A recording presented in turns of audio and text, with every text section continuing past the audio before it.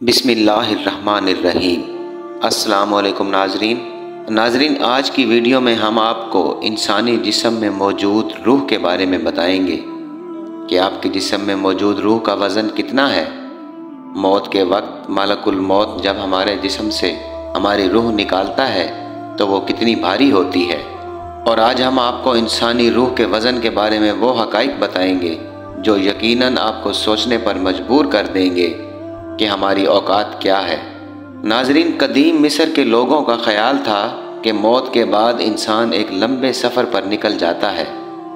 ان کا خیال تھا کہ یہ سفر بہت کٹھن ہوتا ہے، جس میں وہ سورج کے دیوتا، جسے مصری را کہتے تھے، کی کشتی پر سوار ہو کر ہال آف ڈبل ٹوٹ تک پہنچ جاتا ہے۔ مگر ڈاکٹر اور سائنسدانوں نے یہ کھوج لگائی کہ انسانی جسم میں موجود روح کا وزن کتنا ہوتا ہے۔ ناظرین، اس تحقیق سے متعلق ایک مضمون نیو یارک ٹائمز میں مارچ سال 1907 میں شائع ہوا، جس میں یہ واضح طور پر لکھا گیا تھا کہ ڈاکٹروں کے خیال میں روح کا بھی ایک خاص وزن ہوتا ہے۔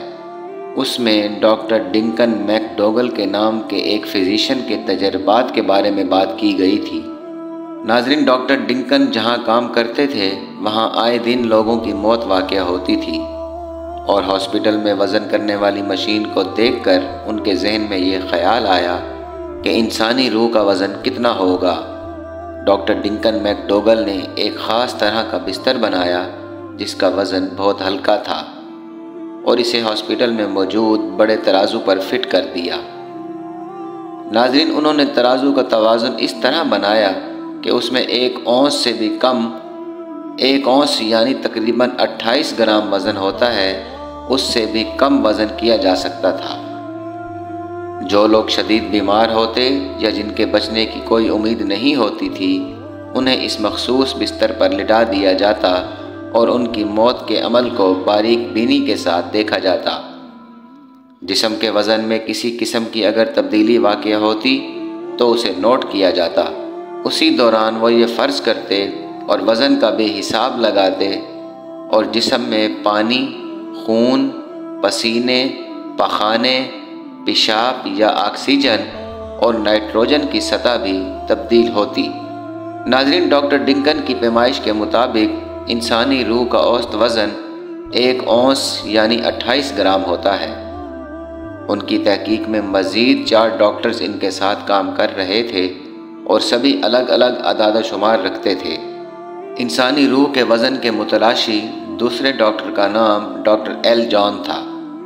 وہ انسانی روح کا وزن معلوم کرنا چاہتا تھا۔ اس نے نیو یارک کے چند ڈاکٹرز کو اپنے ساتھ ملایا اور مختلف طریقے وضع کرنا شروع کر دیے۔ یہ لوگ بالآخر ایک طریقے پر متفق ہو گئے۔ ڈاکٹر نزع کے شکار لوگوں کو شیشے کے ایک باکس میں رکھ دیتے تھے۔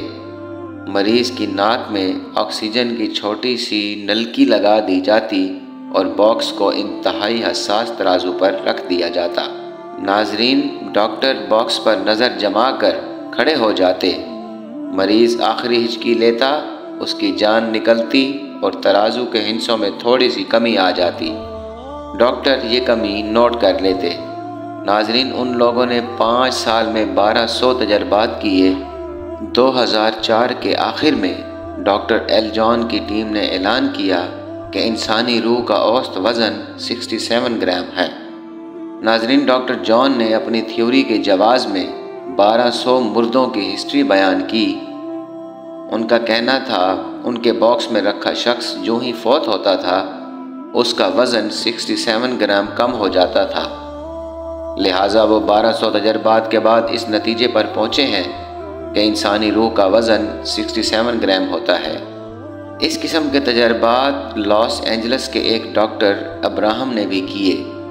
اس نے انتہائی حساس ترازو بنایا۔ وہ مریض کو اس ترازو پر لٹاتا، مریض کے پھیپھڑوں کی آکسیجن کا وزن کرتا اور اس کے مرنے کا انتظار کرتا۔ ڈاکٹر ابراہم نے بھی سینکڑوں تجربات کے بعد اعلان کیا کہ انسانی روح کا وزن 21 گرام ہے۔ ابراہم کا کہنا تھا انسانی روح اس 21 گرام آکسیجن کا نام ہے جو پھیپھڑوں کے کونوں، کھدروں، درزوں اور لکیروں میں چھپی رہتی ہے۔